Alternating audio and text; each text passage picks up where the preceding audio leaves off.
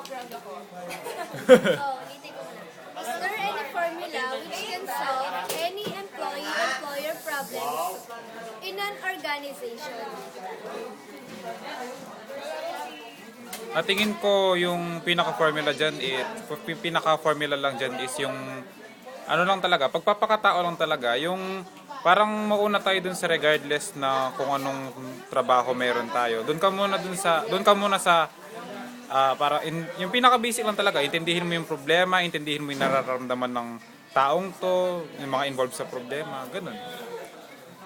Next, do you agree that all managers, including accounting, purchasing manager, in an organization can be considered as HR managers as well? Oo, lalo na sa department namin, sa engineering kasi ako eh. Ah, sabi nga ng tatay ko noon, nag-uusap kami. Higit sa kailangan talaga yung mabuting relasyon sa mga tao. Kasi yung mga taong 'yan, workers man yan, yung mga workers mo man yan, co-worker mo, boss mo, lahat yan pwedeng magpataas o pwedeng magpababa sa'yo. Thank you, Kuya. Thank you so